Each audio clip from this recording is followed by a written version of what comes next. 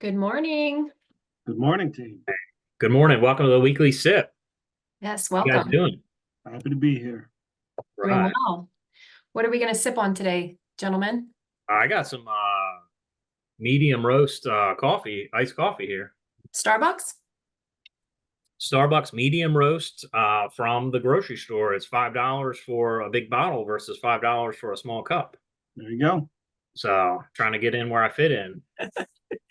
All right. But yeah, no, it's good to get a little bit of savings here and there. When you're trying to spend less on consumables. Of course, there's lots of ways that you can buy coffee, and buying a liter of iced coffee at the grocery store is probably not the cheapest, but it is definitely cheaper than going to a Starbucks each day.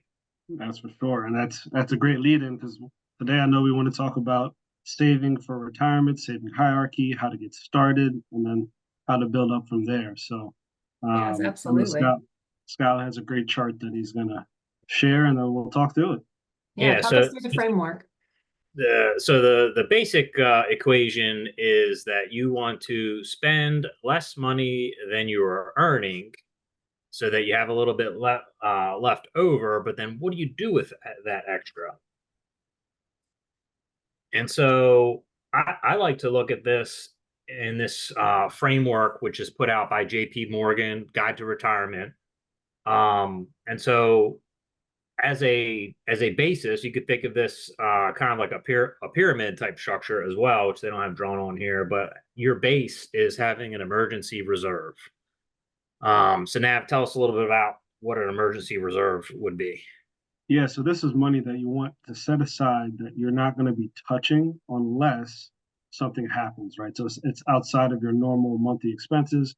You're not pulling from it to pay for your everyday rent, groceries, bills, but you put it aside for emergencies. And we also say opportunities.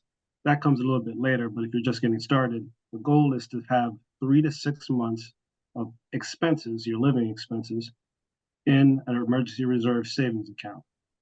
The type of account that should be in is one that earns interest. So it wouldn't be in your checking account. It wouldn't be in your normal bank savings account. It would be in a high yield savings account that you can get from, and usually an online bank that'll pay above market rates than what you get from your traditional brick and mortar bank. All right. So the emergency reserve is important because it gives you a little bit extra to fall back on if you have any problems with cash flow due to illness or disability, or maybe you're between jobs. You still want to be able to have some money set aside, and depending on your level of risk tolerance, it might be 3 or 6 months is a good place to go.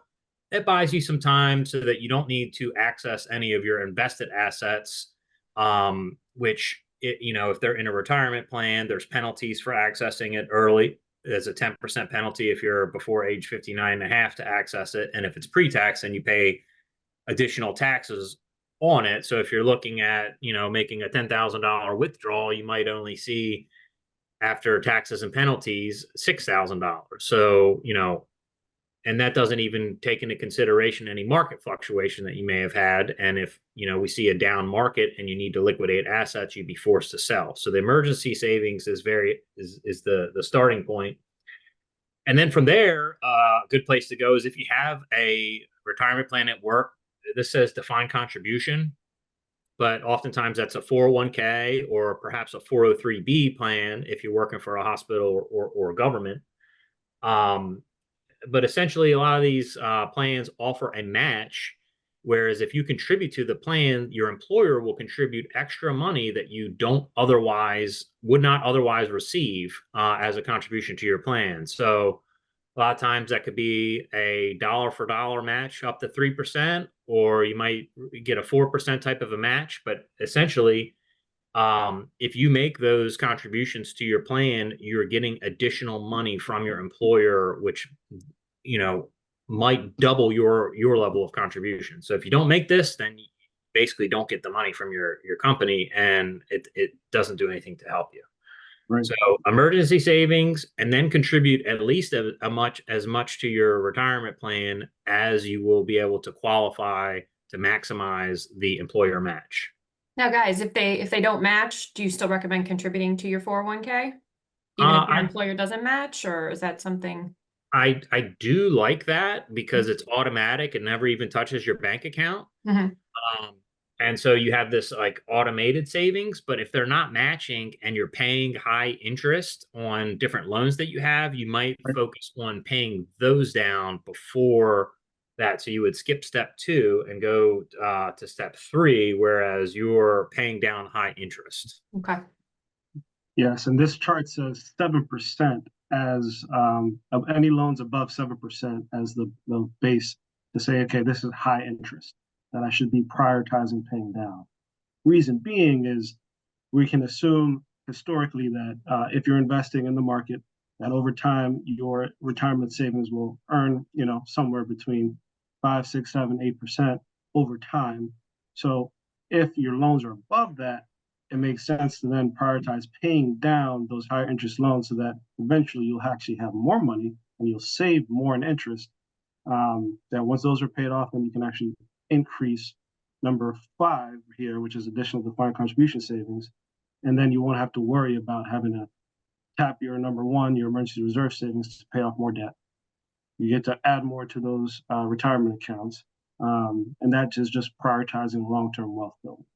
Yeah, don't skip over 4 now. I know that you guys I did, know, I we did know. one over on health savings accounts, but I really like these. Mm-hmm.